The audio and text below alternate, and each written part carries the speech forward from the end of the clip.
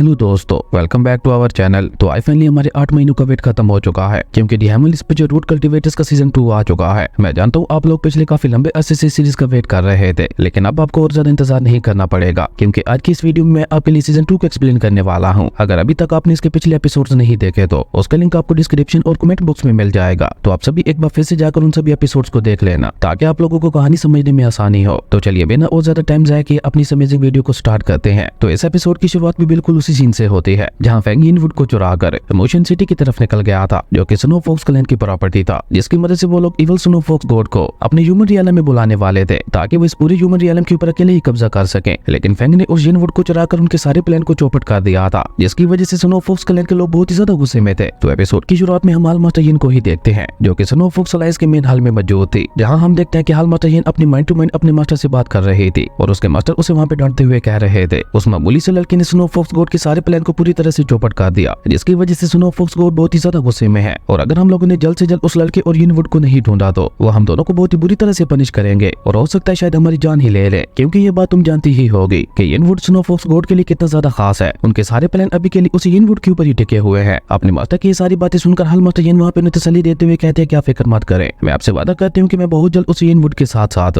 उस लड़के किन फेंग मिंग को भी ढूंढ लूंगी। और ये कहकर हाल मास्टर यिन अचानक ही वहाँ पे अपने सोल्जर्स के ऊपर गुस्सा करते हुए कहती है, अपने सारे लोगों को इकट्ठा करो, हम सभी को ब्लू वैली की तरफ जाना है, हमें कुछ भी करके जल्द से जल्द उस यिनवुड को ढूंढना ही होगा। अपनी हाल मास्टर के ऑर्डर सुनकर वो दोनों सोल्जर्स जल्दी से वहाँ से टेलीपोर्ट हो गए थे अपनी हाल मास्टर के दिए हुए ऑर्डर्स को पूरा करने के लिए, जिनके जाते ही हाल मास्टर यिन वहाँ पे फेंग को याद करते हुए कहती है, फेंग मिंग तुम्हें जितना भागना है भाग लो, लेकिन मैं तुम्हें उस यिनवुड को लेकर कहीं भी नहीं जाने दूंगी, तुम बस थोड़ा सा वेट करो। अगर मैंने तुम्हें मारकर तुम्हारी लाश से वो यिनवुड नहीं लिया तो मेरा नाम भी यिन नहीं। उसके बाद सीन चेंज होता है, मोशन सिटी के आउटर एरिया का सीन दिखाया जाता है, जहाँ अचानक हम देखते हैं कि फेंग का बनाया हुआ टेलीपोर्टेशन पोर्टल ओपन होता है, जिसकी मदद से फेंग ने जूनर को मोशन सिटी की तरफ भेजा था। और तभी देखते ही देखते अचानक इस पोर्टल से जूनर बाहर निकलती है, जिसकी हालत वहाँ पे काफी ज्यादा खराब हो चुकी थी, इसलिए वो वहाँ पे खुद को संभाल नहीं पाती और सीधा वहाँ से नीचे गिरने लगी थी। लेकिन जूनर वहाँ पे नीचे गिर पाती उससे पहले ही वहाँ पे फेंग के 5 एलिमेंट वाले हेमनली बीस्ट की एंट्री होती है, जिसने वहाँ पे जूनर को नीचे गिरने से बचा लिया था, क्योंकि फेंग ने अपने 5 एलिमेंट वाले हेमनली बीस्ट को जूनर की रक्षा करने के लिए उसके साथ भेजा था, क्योंकि मास्टर फू के अटैक के बाद जूनर बहुत ही बुरी तरह से घायल हो चुकी थी और उसी के हाथ में ही वो यिनवुड था। उसके बाद जैसे जूनर को वहाँ पे होश आता है तो वो खुद को 5 एलिमेंट वाले हेमनली बीस्ट के ऊपर पाती है और धीरे धीरे उसे वहाँ पे सब कुछ याद आने लगा था कि वो यहाँ तक कैसे पहुंची। लेकिन हम देखते हैं कि अभी भी जूनर की हालत वहाँ पे काफी ज्यादा खराब दिखाई दे रही थी। वो वहाँ पे खुद से ही कहती है कि अभी तक मेरी इंजरीज पूरी तरह से हील नहीं हुई, मुझे जल्द से जल्द खुद को रिकवर करने के लिए कोई जगह ढूंढनी होगी। और ये कहते हुए जूनर वहाँ पे यिनवुड को बहुत ही गौर से देखने लगी थी, जिसकी वजह से फेंग और जूनर दोनों इस मुसीबत में फंसे हुए थे। और उसी तरह वहाँ पे यिनवुड को देखते हुए वो वहाँ पे आगे भी वैली की तरफ बढ़ने लगी थी, जिसकी एंट्रेंस के ऊपर एक बहुत बड़ा बैरियर लगा हुआ था। उस वैली के अंदर ऐसा क्या है ये चेक करने के लिए जूनर अपनी पावर का यूज करते हुए आगे के रास्ते को स्कैन करने लगी थी, जहाँ उस वैली को स्कैन करते हुए वो उस वैली के काफी अंदर आ गई थी। और उस बीयू वैली के बीचों बीच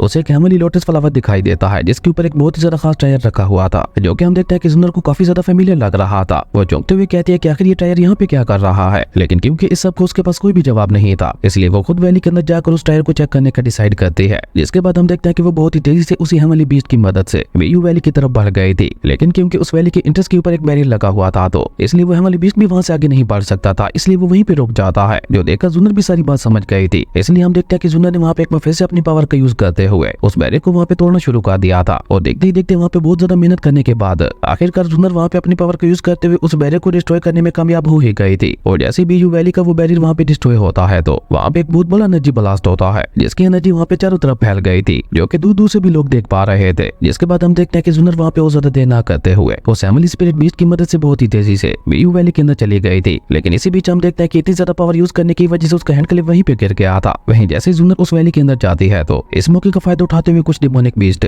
जो कि उस बैरियर की वजह से उस वैली के अंदर ट्रैप थे, वो भी इस मौके का फायदा उठाते हुए जल्दी से उस वैली से बाहर आ गए थे। और ये बात आसपास के इलाकों के लिए बहुत ही ज्यादा खतरनाक होने वाली थी, क्योंकि वो सभी के सभी डिमोनिक बीस्ट देखने में बहुत ज्यादा खतरनाक दिखाई दे रहे थे, जैसे वो बसों से शिकार का वेट कर रहे हो। उसके बाद सीन चेंज होता है, हमें बीयू वैली के ही पास के एक क्लैन का सीन दिखाया जाता है, जिसका नाम बाइकूमेन क्लैन था। और बीयू वैली की रक्षा करने की जिम्मेदारी भी इन्हीं के ऊपर थी। बीयू वैली की इंटरेस्ट की रक्षा बहुत ही ज्यादा पावरफुल मास्टर किया करता था, जिसके आसपास वाले सभी लोग बहुत ही ज्यादा रिस्पेक्ट किया करते थे। रिस्पेक्ट को या डर जो भी था, लेकिन वो उस मास्टर की बहुत ज्यादा खिदमत किया करते थे। और आज भी एक पर्सन उस मास्टर के लिए काफी सारे तोहफे लेके आया हुआ था। वो उस गेट मास्टर से कहता है, मास्टर मैं आपके लिए फॉरबिडन एरिया से काफी सारी अच्छी अच्छी चीजें लेकर आया हूँ, जो कि मुझे उम्मीद है आपको बहुत ज्यादा पसंद आने वाली है। और ये कहकर वो पर्सन काफी सारी स्पिरिचुअल ग्रास को उस मास्टर के सामने पेश करता है, जिन्हें वो फॉरबिडन एरिया से ले आया था। फॉरबिडन एरिया का नाम सुनते ही वो मास्टर जिसका नाम चेंग वूजी था, उसका सारा ध्यान वहाँ पे उन्हीं स्पिरिचुअल ग्रास की तरफ चला गया था, और वो वहाँ पे उन सभी स्पिरिचुअल रूट्स को बहुत ही गौर से देखकर खुश होते हुए कहता है ये सभी के सभी स्पिरिचुअल रूट्स तो वाकई काफी ज्यादा खास दिखाई दे रही है और ऊपर से इनकी क्वालिटी भी काफी ज्यादा अच्छी लग रही है, लेकिन ये सभी की सभी रूट्स तो पॉइजन से बचाने के लिए काम आती हैं, तो फिर तुम इन सभी रूट्स को मुझे क्यों दे रहे हो? आखिर बोला पॉइजन से मुझे क्या डर? पर अभी मास्टर चैंग वूजी वहाँ पे ये सब कह ही रहा था कि तभी हम देखते हैं कि उसके एक सोल्जर भागते हुए वहाँ पे आकर उसे बताता है मास्टर हमारे फॉरबिडन एरिया में एक बार फिर से पॉइजनस फॉग फैल चुकी है और सिर्फ इतना ही नहीं सभी मॉन्स्टर्स भी दोबारा आजाद हो चुके हैं। अपने सोल्जर की ये बात सुनकर मास्टर चैंग वूजी को भी वहाँ पे एक झटका लगता है और वो जल्दी से अपनी जगह पे खड़े होकर गुस्से से चिल्लाते हुए अपने सोल्जर से कहते हैं ये सब तुम क्या बकवास कर रहे हो, सीधा सीधा बोलो कि क्या हुआ है? जिसपे वो सोल्जर भी डरते हुए अपने मास्टर को बताता है कि हमारे जो भी सोल्जर्स फॉरबिडन एरिया में गए हुए थे अचानक ही वहाँ पे बहुत ही ज्यादा पावरफुल पॉइजनस फॉग फैल गई और जैसे जैसे हमारे सोल्जर्स ने उस पॉइजनस गैस को अपने अंदर इनहेल किया वो सभी वहाँ पे पूरी तरह से बेकाबू हो गए और पागलों की तरफ वहाँ से भागने लगे। सिर्फ मैं और मेरे एक साथी उस पॉइजनस गैस से बच पाए थे क्योंकि हम लोगों ने टाइम रहते ही अपनी स्पिरिचुअल एनर्जी का यूज करते हुए अपनी बॉडी को चारों तरफ से कवर कर लिया था क्योंकि हम दोनों ही सक्सेसफुली फाउंडेशन बिल्डिंग रियलम के अर्ली स्टेज में ब्रेक थ्रू कर चुके थे, इसलिए हम लोग वहाँ से भागने में कामयाब हो पाए, वरना तो शायद अब तक हम लोग भी मारे जा चुके होते। और हमारे सोल्जर्स का एक और ग्रुप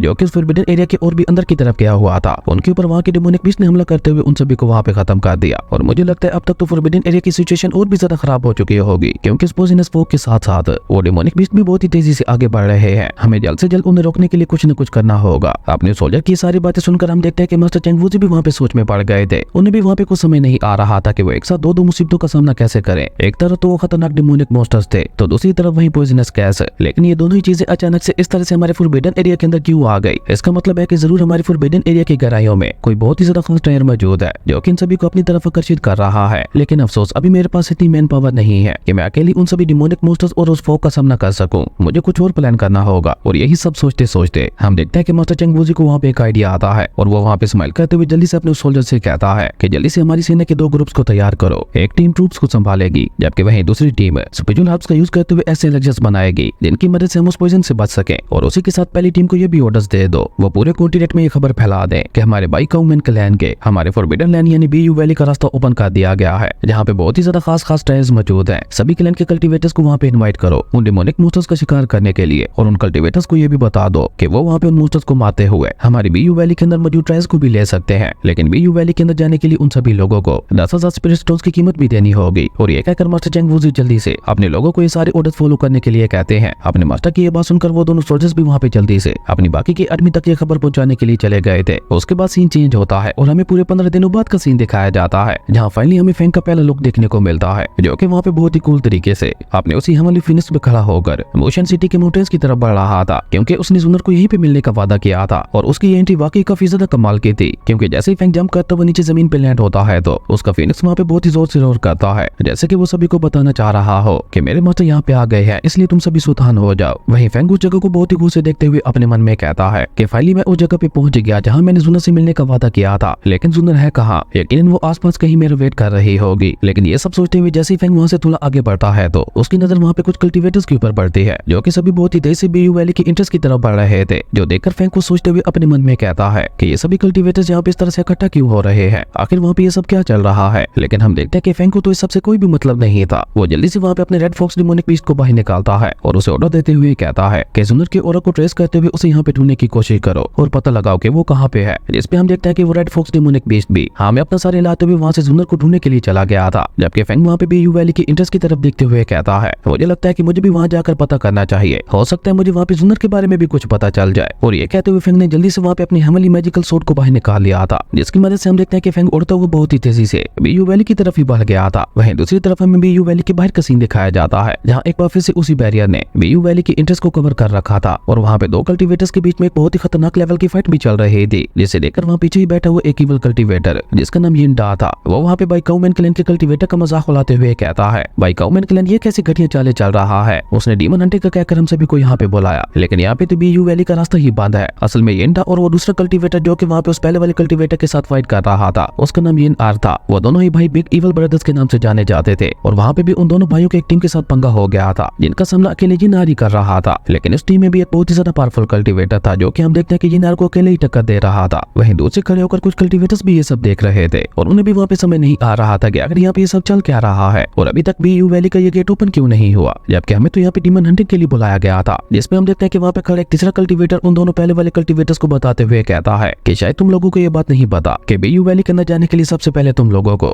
10,000 स्पिरिट स्टोन्स की फीस देनी लेनी होगी, उसके बाद ही तुम लोग भी यू वैली के अंदर जा पाओगे। ये भाई काउमैन क्लैन का एक बहुत ही घटिया डिसीजन है। भला हमारे जैसे वर्कर कल्टीवेटर्स इतनी ज्यादा फीस कैसे अदा कर सकते हैं? जिसपे हम देखते हैं कि वहाँ पे खड़े दूसरा कल्टीवेटर उस पहले वाले कल्टीवेटर का मजाक उड़ाते हुए कहता है, मुझे लगता है तुम तो कुछ ज्यादा ही गरीब हो। फॉरबिडन लैंड में जाने के लिए 10,000 स्पिरिट स्टोन्स की कीमत तो कुछ भी नहीं है, क्योंकि हमें वहाँ पे फॉरबिडन लैंड में बहुत ज्यादा खास ट्रायल्स भी मिल सकते हैं। और अगर फिर भी तुम 10,000 स्पिरिट स्टोन्स की कीमत अदा नहीं करना चाहते तो इन्हीं लोगों की तरह तुम यहाँ पे इन लोगों के साथ फाइट क्यों नहीं कर लेते? अगर तुमने इन्हें फाइट में हरा दिया तो ये लोग तुम्हें भी फ्री में अंदर जाने का मौका दे देंगे। तो अब समझ आई, असल में ये फाइट यहाँ पे फ्री में भी यू वैली के अंदर जाने के लिए चल रही थी, क्योंकि वैसे तो उसके अंदर जाने की कीमत 10,000 स्पिरिट स्टोन्स थी, लेकिन जो इसकी कीमत अदा नहीं कर सकता था उसे पहले यहाँ पे फाइट करनी पड़ती थी। लेकिन अभी तक तो वहाँ पे ऐसा कोई भी नहीं आया था जो कि फाइट जीतते हुए उस वैली के अंदर गया हो, क्योंकि वो दोनों इवल ब्रदर्स बहुत ज्यादा स्ट्रॉन्ग थे। अब तक वो दोनों भाई वहाँ पे काफी सारे कल्टीवेटर्स के साथ फाइट करते हुए उनकी हालत खराब कर चुके थे, इसलिए हम देखते हैं कि फाइट के नाम से ही वो कल्टीवेटर वहाँ पे डर चुका था। जबकि वहीं दूसरी तरफ हम उस बिग मैन कल्टीवेटर को देखते हैं जो कि यिन्नार के ऊपर अटैक्स करते हुए वहाँ पे उसके ऊपर भारी पड़ रहा था। और हम देखते हैं कि अब धीरे धीरे वहाँ पे यिन्नार को उस बिग मैन कल्टीवेटर के साथ फाइट करने में थोड़ी परेशानी हो रही थी, जो देखकर यिन्नार का भाई यिंडा वहाँ पे उसका मजाक उड़ाते हुए कहता है, ओ देखो तो सही, बड़ी बड़ी बातें करने वाला मेरा भाई हार रहा है। मेरे कमजोर भाई, क्या तुम्हें मेरी मदद की जरूरत है या फिर तुम अकेले इसे संभाल लोगे? अगर तुम्हारी जगह मैं होता तो मैं तो अब तक कब का इस बिग मैन कल्टीवेटर का खेल खत्म कर चुका होता। शर्माऊ मत, अगर तुम्हें मेरी मदद की जरूरत है तो जल्दी से मुझे बता दो। और इसी बीच हम देखते हैं कि उस बिग मैन कल्टीवेटर ने वहाँ पे एक बार फिर से उसके ऊपर हमला करते हुए यिन्नार को पीछे की तरफ फेंक दिया था, जहाँ यिन्नार अपने भाई यिंडा से कहता है, बिग ब्रदर क्या आप भूल गए हैं कि मास्टर ने हमसे क्या बोला था? आपको यहाँ पे मुझे टोट करते हुए छोड़कर मेरी मदद करनी चाहिए। और ये कहकर यिन्नार ने भी वहाँ पे एक बार फिर से आगे बढ़ते हुए उस बिग मैन कल्टीवेटर के ऊपर हमला करना शुरू कर दिया था।